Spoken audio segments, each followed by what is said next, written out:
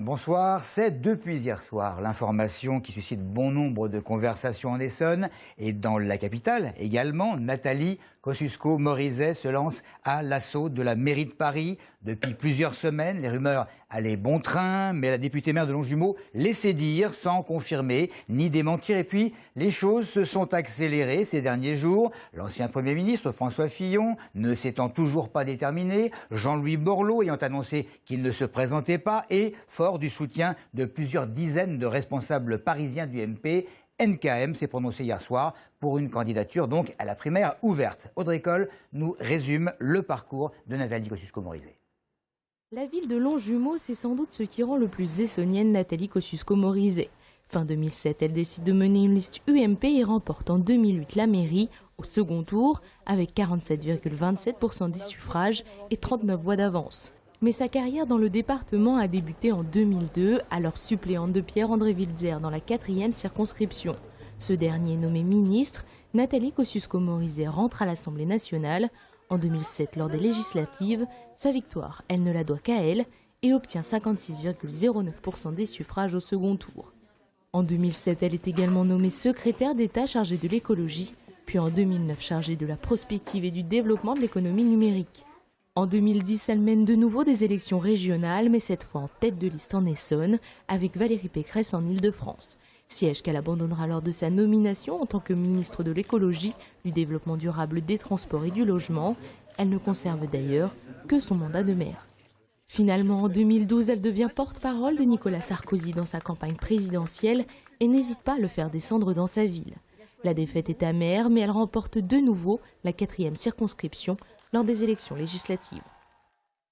Alors en Essonne, Olivier Thomas n'a pas tardé à réagir. Le maire de Marcoussis, opposant notoire de Nathalie Kosciusko-Morizet, la qualifie de carriériste et n'hésitant pas à faire une comparaison avec Jacques Chirac, parle de méthode des années 70 où l'on pouvait être maire de Paris et député de Corrèze. Fin de citation. Et puis autre réaction, celle du Front National de l'Essonne qui demande à Nathalie Kosciusko-Morizet de démissionner de ses mandats. Une équipe s'est évidemment rendue à Longjumeau pour voir de quelle manière cette candidature à Paris était vécue. C'est bien, ouais. C'est un plus pour les habitants de Paris de l'avoir elle. Parce qu'elle est bien dans notre ville, elle fait beaucoup de choses. Moi je trouve que c'est plutôt pas mal en fait, effectivement elle fait des choses sympas pour la commune. Là où c'est regrettable c'est que on risque de la perdre. On est très déçus qu'elle quitte Longjumeau comme ça, elle a toujours été très attachée à cette ville, donc on est un petit peu déçus qu'elle nous abandonne. C'est une bonne chose, elle a fait plein de bonnes choses à Longjumeau, donc je pense que ça sera très bien aussi pour la mairie de Paris, mais il y a pas mal de concurrents. Je pense que c'est ce qu'elle voulait depuis le début aussi. C'était peut-être une étape Longjumeau. Elle est très intelligente, elle a toutes les capacités. Je lui souhaite bonne chance. J'espère qu'elle ira beaucoup plus loin. Ouais. Revenons à présent sur le décès de cet ado de 13 ans retrouvé pendu mercredi à son domicile de Vaugrigneux. Elle aurait expliqué dans une lettre avoir subi des brimades de la part de ses camarades du collège Jean Monnet à Brie-sous-Forges. Aurélie Colombel est allée à la rencontre de quelques habitants pour savoir ce qu'ils pensent de l'établissement scolaire. Brie-sous-Forges est une bourgade d'un peu plus de 3000 habitants. C'est ici qu'était le collège de Marion, la jeune adolescente retrouvée pendue à son domicile mercredi dernier. Elle a laissé une lettre indiquant avoir subi de nombreuses moqueries de la part des autres collégiens. Nous sommes allés à la rencontre des Brissois pour avoir leur opinion sur l'établissement et le comportement des élèves. On sait comment sont les enfants, ils se bagarrent parfois, mais oui, c'est un coin qui est calme. Comme ci, comme ça. Qu'est-ce qui se passe? Comme dans tous les collèges, la drogue. Il y a de tout, il y a du bien. Je pense qu'au CDI, ils font des bonnes choses avec les enfants, mais bon, il y a aussi des enfants qui tournent mal, qui ne sont pas surveillés. En mon temps, elle était calme, puisque j'y étais en tant que collégien. Mais moi, je n'ai pas entendu dire de problème particulier. Hors caméra, pourtant, certains commerçants reconnaissent devoir intervenir pour calmer quelques chahuteurs en centre-ville. Une enquête a été ouverte pour déterminer comment s'est instaurée la mésentente avec la classe de la jeune fille. Une cellule psychologique a été mise en place pour libérer la parole des autres enfants. La suite de l'affaire Veolia contre Jean-Luc Touly, le géant de la distribution d'eau, attaque le conseiller régional écolo pour diffamation après des propos tenus dans le documentaire Water Makes Money, diffusé en 2010, dans lequel il reproche clairement à Veolia et Suez d'être impliqués dans des affaires de corruption politique. Jean-Luc Touly affirme également que son employeur lui aurait proposé de grosses sommes d'argent pour éviter tout scandale à son sujet. Le procès, il se tenait hier à Paris et il a duré plus de 7 heures. Procès pour moi politique, je l'ai utilisé comme tribune. Je suis resté à la barre 2h15.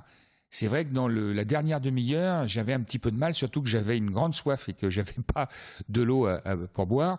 Mais qu'évidemment, l'avocat de Veolia a vraiment essayé de me provoquer, d'ailleurs, pour que je m'énerve et qu'évidemment, quand vous vous énervez, le message passe moins bien. Donc j'ai essayé de rester digne, calme, mais passionné. Des élus de toutes les grandes villes de France étaient venus soutenir Jean-Luc Touly. Veolia réclame un euro symbolique de dédommagement, 5 diffusions de démentis dans les médias. L'écologiste semble avoir été entendu puisque le procureur a demandé à ce qu'il n'y ait aucune condamnation. C'est désormais donc au juge de trancher. Ce devrait être le verdict le 28 mars. Un bébé, un arbre, ça se passa hier, opération au cours de laquelle les 35 élus du conseil municipal des jeunes plantent 73 arbres fruitiers dans le verger municipal. Un verger pédagogique, les explications d'Hubert Martin. Ce n'est pas un mercredi comme les autres pour ces enfants hiérois. Au menu d'aujourd'hui, plantation d'arbres fruitiers. L'opération Un bébé, un arbre, c'est une opération qui existe déjà depuis de nombreuses années, où tous les ans, au départ c'était un bébé et un arbre. On trouvait à chaque fois des emplacements pour que chaque bébé dans la ville ait un arbre avec son nom. Il y a un but pédagogique. Déjà pour nos enfants du CMJ, puisque là je crois qu'ils ont eu une leçon de choses en vrai, mais je pense que ça pourrait être exploité d'une façon très positive par les écoles. Donc je pense qu'on peut faire tout à fait confiance à nos professeurs des écoles et aux professeurs des collèges, etc., pour emmener leurs enfants et leur faire des leçons, leur expliquer justement comment greffer un arbre, etc. Il y a plein de choses à exploiter certainement dans ce domaine. C'est un petit peu dans cette idée qu'on le fait également.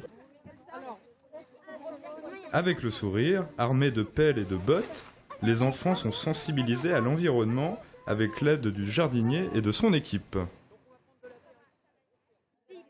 Au début, en fait, on apprend, on met une graine après l'arbre il pousse, et en fait, c'est du tout ça, il faut faire beaucoup de choses pour qu'il pousse. Moi, je trouve que c'est bien aussi parce que ça nous apprend à planter un arbre. Comme ça, on peut aider nos parents après dans le jardin à planter et tout. Et on pourra venir ici après pour voir les arbres qu'on a plantés. Voilà, on termine pratiquement avec le sport. Tout d'abord, le rugby, match des mal classés. Demain, au stade Jules Ladoumec de Massy, le RC Massy-Essonne, dernier de Pro D2, qui va recevoir à 18h30 l'équipe de Dax, 14e du classement avec 7 points d'avance. Un match qui pourrait permettre de quitter la lanterne rouge de Pro D2 en cas de victoire face aux Landais. Le coup d'envoi de la rencontre, il est à 18h30. En Fédéral 3, la formation de Ris-Orangis peut encore se qualifier pour les phases finales. Les Rissois devront l'emporter dimanche à 15h face à la redoutable équipe d'Antony, entraînée par l'ancien Massicois Yoni Alali. Et à noter qu'en Fédéral 2, Orsay recevra Clamart exactement au même moment. Un match au sommet demain à Évry, deuxième de leur poule de division 2 de hockey sur glace. Cette fois, les Peaux-Rouges d'Évry auront la lourde mission de faire chuter le leader incontesté du championnat.